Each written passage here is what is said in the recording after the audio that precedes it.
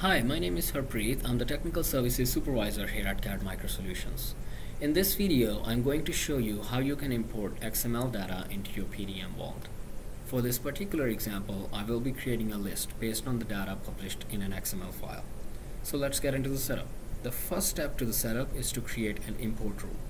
The import rule can be created under the node Data Import Export and Import Rules. And then you right click on it and you say new import rule. You name the rule. I'm going to call it TechTip for now. And then you select the folder, location of the folder where all the XML files are being published. So I go and browse to that location. In my case, it's temporary in C drive. And then you define the frequency at which you want to check this folder at. So for now, I'm going to say 1 minute. So after every minute, the database service is going to scan that folder and look for any XML files. Now, since I said database service, make sure that the location from which all these folders are being imported can be accessed by the database service. Now finally, I defined the variable alias set.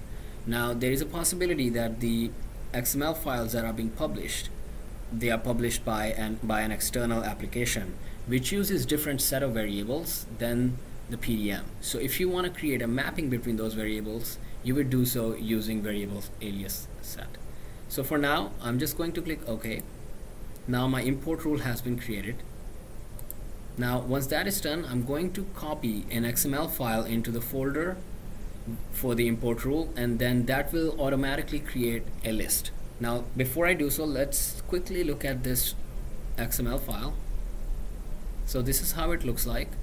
The basic XML file, it has all the tags related to creating a list.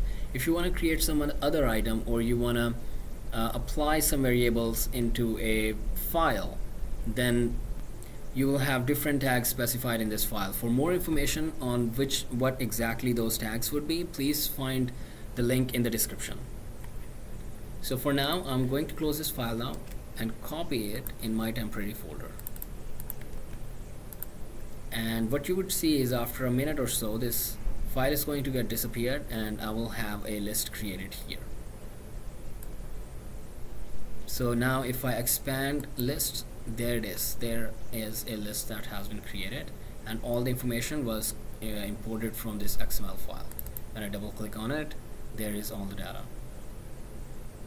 Well, so this is how you import XML data into your PDM Vault. So this is how you import XML data into your PDM Vault. I hope you find this lesson valuable. This is Harpreet from CAD Micro Solutions. Thank you very much.